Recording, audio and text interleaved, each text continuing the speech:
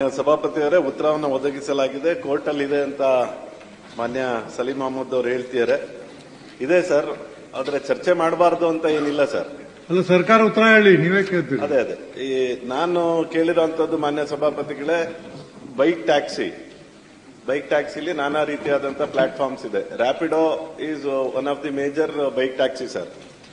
ನಾನು ಕೇಳಿದ್ದಂಥದ್ದು ಇದರಿಂದ employment generation ಆಗುತ್ತೆ, ಲಾಸ್ಟ್ ಮೈಲ್ ಕನೆಕ್ಟಿವಿಟಿ ಆಗುತ್ತೆ, ಇದರಿಂದ ರೆವಿನ್ಯೂ ಇದೆ, ಇದರಿಂದ ಆಗ್ತಾ ಇರುವಂತದ್ದು ತುಂಬಾ ಅನುಕೂಲಗಳು, ಸಾರ್ವಜನಿಕರಿಗೆ ತುಂಬಾ ಅನುಕೂಲಗಳು ಆಗ್ತಾ ಇದೆ.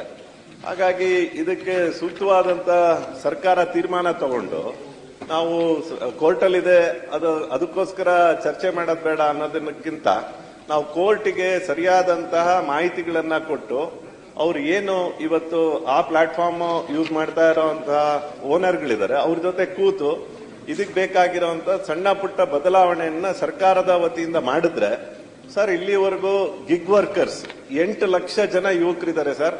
30 ರಿಂದ 35 ಸಾವಿರ ರೂಪಾಯಿ ಅವರಿಗೆ ಅವರಿಗೆ ಸ್ಯಾಲರಿ ಇದಾಗ್ತಾ ಇದೆ. ಅಕ್ಕಪಕ್ಕ ನಾವು ಬೆಂಗಳೂರು ನಾವು ಮೇನ್ ಆಗಿ ಇಟ್ಕೊಂಡ್ರೆ ಇವಾಗ ಶಿವಮೊಗ್ಗದ ತನಕ ಝೊಮ್ಯಾಟೊ, ಸ್ವಿಗ್ಗಿ ಈ ತರ ಡೆಲಿವರಿ ಇರುವಂತವ್ರು, ಈ ತರದ್ದು ಬಹಳ ವಿಶೇಷತೆಗಳು ಅದರಿಂದ ಆಗ್ತಾ ಇರೋ ಕಾರಣಕ್ಕೆ ಸಾರ್ವಜನಿಕರಿಗೆ ತುಂಬಾ ಅನುಕೂಲ ಆಗ್ತಾ ಇರೋ ಕಾರಣಕ್ಕೆ ದಯಮಾಡಿ ಸರ್ಕಾರ ಇದಕ್ಕೆ ಸೂಕ್ತವಾದಂತಹ ನಿರ್ಧಾರವನ್ನು ತಗೋಬೇಕು. ಜೊತೆಗೆ ನಮಗೆ ಕಾರ್ ಪೂಲಿಂಗು ಇದೇ ಪ್ಲಾಟ್ಫಾರ್ಮ್ ಅಲ್ಲಿ ಇದೆ ಸರ್. ಕಾರ್ ಪೂಲಿಂಗಿಗೂ ಕೂಡ ಇವರು ವ್ಯವಸ್ಥೆ ಮಾಡ್ತಾ ಇಲ್ಲ. ಹೆಂಗೆ ಬೈಕ್ ಟ್ಯಾಕ್ಸಿ ನಮಗೆ ಅನುಕೂಲ ಆಗ್ತಾ ಇದೆ, ಎಸ್ಪೆಷಲಿ ಸರ್ ಮೆಟ್ರೋ ಇಂದ 1 ಕಿಲೋಮೀಟರ್ 2 ಕಿಲೋಮೀಟರ್ ದೂರದಲ್ಲಿರುವಂತಹ ಮನೆಗಳಿಗೆ ಹೋಗುವಂತವರಿಗೆ ಬಹಳ ಕಷ್ಟ ಆಗ್ತಾ ಇದೆ. ಅವ್ರಿಗೆ ಬೇರೆ ವ್ಯವಸ್ಥೆ ಸಿಗಲ್ಲ. ಆ ಬೇರೆ ವ್ಯವಸ್ಥೆ ಸಿಕ್ಕಿದ್ರು ತುಂಬಾ ಕಾಸ್ಟ್ಲಿ ಆಗುತ್ತೆ, ಮೆಟ್ರೋಕ್ಕಿಂತ ಜಾಸ್ತಿ ದುಡ್ಡು ಕಟ್ಟಬೇಕಾಗತ್ತೆ. ಬೈಕ್ ಇದ್ರೆ ಅವರು 1 ಕಿಲೋಮೀಟರ್ 2 ಕಿಲೋಮೀಟರ್ ಹೋಗುವವರಿಗೆ ಅನುಕೂಲ ಆಗುತ್ತೆ.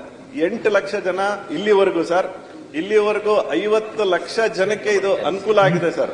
ಅದರಿಂದ ನಮ್ಮಂತ ಸಣ್ಣ ಊರಿಗೂ ಅದು ಬಂದಿದೆ.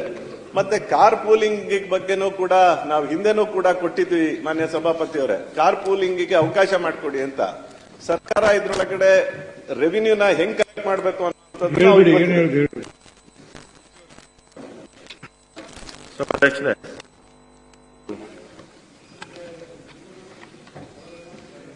ಈ ರ್ಯಾಪಿಡ್ ಬೈಕ್ ಬಗ್ಗೆ ಸಭಾಧ್ಯಕ್ಷರೇ 2018ರಲ್ಲಿ ಆಗಿನ ಮುಖ್ಯ ಕಾರ್ಯದರ್ಶಿಗಳ ಅಧ್ಯಕ್ಷತೆಯಲ್ಲಿ ಒಂದು ಸಭೆಯಾಗಿ ನಮ್ಮ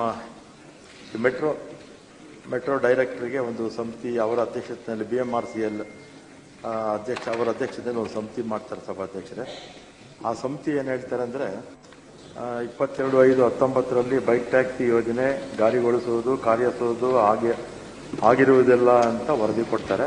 ಆದರೂ ಕೂಡ ಆಗ ಸರ್ಕಾರ 2014/7/21ರಲ್ಲಿ ಇವರು ಮಾತ್ರ ಸಭಾಧ್ಯಕ್ಷರೇ ಬ್ಯಾಟರಿ ಚಾಲಿತ ವಿದ್ಯುತ್ ಮತ್ತೆ ವಿದ್ಯುತ್ ಮೋಟಾರ್ ಸೈಕಲ್ಲು ಮತ್ತೆ ವಿದ್ಯುತ್ ಬೈಕ್ಗಳು ಮಾತ್ರ ಅವಾಗ ಅನುಮತಿ ಕೊಡ್ತಾರೆ.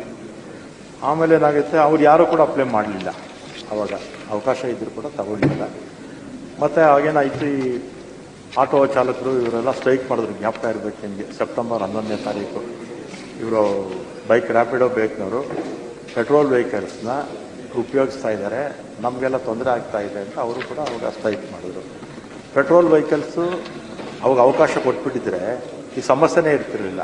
ಅವಾಗ ಬರೀ ಎಲೆಕ್ಟ್ರಿಕ್ ಬೈಕು ಸ್ಕೂಟ್ರು ಮಾತ್ರ ಅವಾಗ ಕೊಟ್ಟರು, ಇದಕ್ಕೆ ಪೆಟ್ರೋಲ್ ವೆಹಿಕಲ್ ಕೊಟ್ಟಿರಲಿಲ್ಲ. ಆಗ ಕಂಪ್ಲೇಂಟ್ಸ್ ಎಲ್ಲ ಬಂತಲ್ಲ, ಆಗ ನಾವೇನು ಮಾಡಿದ್ವಿ, ವಿತ್ಡ್ರಾ ಮಾಡ್ಕೊಂಡ್ವಿ. ಆಮೇಲೆ ಸಭಾಧ್ಯಕ್ಷರೇ, ಗಿಗ್ ವರ್ಕರ್ಸ್ದು ಅವ್ರು ಯಾರು ಪ್ಯಾಸೆಂಜರ್ಸ್ನ ತೊಗೊಂಡೋಗಲ್ಲ, ಬರೀ ಇವ್ರನ್ನ ಕರ್ಕೊಂಡು ಹೋಗ್ತಾರೆ. ಯಾವುದೋ ಊಟ ಗಿಗ್ ವರ್ಕರ್ಸು ಸ್ವಿಗ್ಗಿ ಇದೆಯಲ್ಲ, ಅವರೇನು ಊಟ ಏನು ಪಾರ್ಸಲ್ ಇರುತ್ತೋ ಅದನ್ನು ಮಾತ್ರ ತೊಗೊಂಡೋಗ್ತಾರೆ. ಅದೇನು ರಿಸ್ಟ್ರಿಕ್ಷನ್ ಏನಿಲ್ಲ. ಪ್ಯಾಸೆಂಜರ್ಸ್ನ ಯಾರು ತೊಗೊಂಡೋಗ್ತಾ ಇದ್ರು ಅವರು ಮಾತ್ರ ನಾವು ರಿಸ್ಟ್ರಿಕ್ಟ್ ಮಾಡಿದ್ದೆ ಅಷ್ಟೇ. ಆಮೇಲೆ ಈ ಕಾರ್ ಪೂಲಿಂಗ್ದು ಕೂಡ ಏನು ಆ ಥರದ್ದು ನಾವೇನು ರಿಸ್ಟ್ರಿಕ್ಷನ್ ಏನು ಮಾಡಿಲ್ಲ. ಅದಕ್ಕೇನು ಕಾನೂನು ಯಾರೂ ನಮ್ಮನ್ನು ಕೇಳ್ಕೊಂಡು ಇಲ್ಲ, ನಮ್ಗೆ ಇದೇನೂ ಅವಕಾಶನೇ ಇಲ್ಲ ಸಭಾಧ್ಯಕ್ಷರು. ಅದ್ರ ಮತ್ತೆ ಕೋರ್ಟಲ್ ಬೇರೆ ಇದೆ. ಆಮೇಲೆ ಅವ್ರೇನು ಮಾಡಿದ್ರು, ಇದ್ರ ಮೇಲೆ ಸಿಂಗಲ್ ಬೆಂಚಲ್ಲಿ ಹೈಕೋರ್ಟಲ್ಲಿ ಅಪೀಲ್ ಮಾಡಿದ್ರು. ಸರ್ಕಾರ ಏನು ನಿಲುವು ತಗೊಂಡಿದೆ ಅದನ್ನು ಈಗ ಡಬಲ್ ಬೆಂಚಲ್ಲಿದೆ. ಇನ್ನೇನು ತೀರ್ಪು ಕೆಲವೇ ದಿನಗಳಲ್ಲಿ ಬರುತ್ತೆ.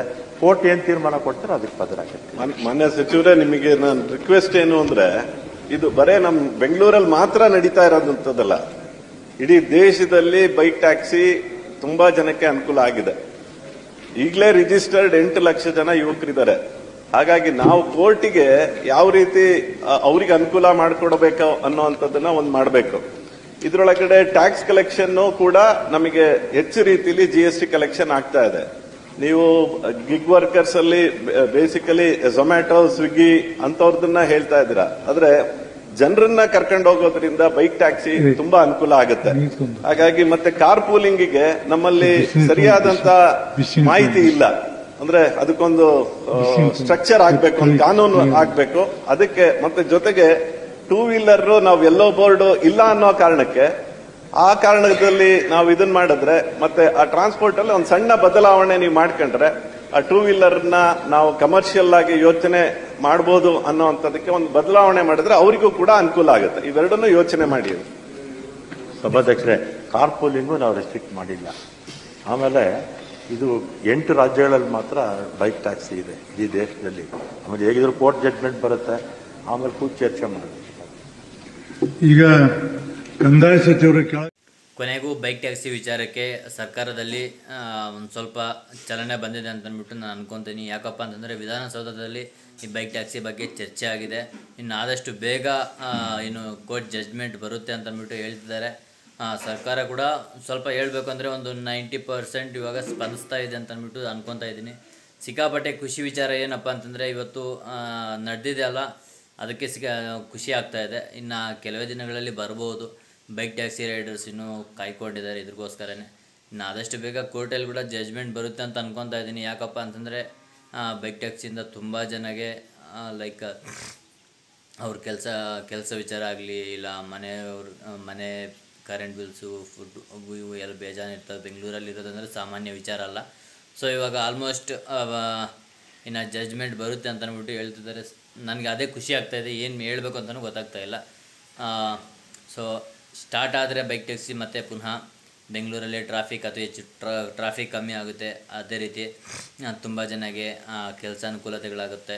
ತುಂಬ ಜನಗೆ ಕಮಿಟ್ಮೆಂಟ್ಸು ಅವು ಇವು ಎಲ್ಲ ಇರ್ತವೆ, ಅವೆಲ್ಲ ಸ್ವಲ್ಪ ಅನುಕೂಲತೆಗಳಾಗ್ತವೆ.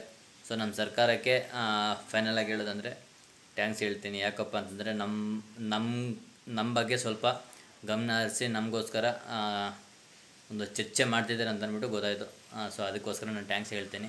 ಸೊ ಇನ್ನು ಪಬ್ಲಿಕ್ ಅಂದರೆ ನೀವು ಆದಷ್ಟು ಬೇಗ ನೀವು ಜಾಸ್ತಿ ಜನ ಏನು DM ಮಾಡೋದಾಗಲಿ, ಟ್ಯಾಗ್ ಮಾಡೋದಾಗಲಿ, ಈ ಥರ ತುಂಬ ಜನ ನೀವು ಹೋರಾಡಿದ್ದೀರ. ಮತ್ತು ಬೈಕ್ ಟ್ಯಾಕ್ಸಿ ರೈಡರ್ಸು ಹೋರಾಟ ಮಾಡಿದ್ದಾರೆ. ಅಷ್ಟೇ ಅಲ್ಲದೆ ನಮ್ಮಂಥ ಇನ್ಫ್ಲುಯೆನ್ಸರ್ಸ್, ಯೂಟ್ಯೂಬ್, ಇನ್ಸ್ಟಾಗ್ರಾಮ್ ಅಂತ ತುಂಬ ಜನ ಆದರೆ ಅವ್ರ ಕಷ್ಟಗಳನ್ನ ಹೇಳ್ಕೊಂಡಿದ್ದಾರೆ. ಅದಕ್ಕೋಸ್ಕರ ಇವಾಗ ಇವತ್ತು ಚರ್ಚೆ ನಡೆದಿದೆ, ನಾಳೆ ರಿಲೀಸ್ ಆಗುತ್ತೆ ಅಂತ ಅಂದ್ಬಿಟ್ಟು ಅನ್ಕೊತಾ ಇದ್ದೀನಿ. ಸೊ ತುಂಬ ಜನಗೆ ಗುಡ್ ನ್ಯೂಸ್ ಬರ್ತಾ ಇದೆ, ಕಾಯ್ತಾ ಇರಿ. ಇನ್ನೂ ಹೆಚ್ಚಿನ ಅಪ್ಡೇಟ್ಸ್ಗೆ ನಮ್ಮ ಚಾನಲ್ನ ಸಬ್ಸ್ಕ್ರೈಬ್ ಮಾಡ್ಕೊಳ್ಳಿ. ಸೊ ಇಷ್ಟು ಹೇಳ್ತಾ ನನ್ನ ಮಾತು ಮುಗಿಸ್ತೀನಿ. ಬಾಯ್ ಬಾಯ್.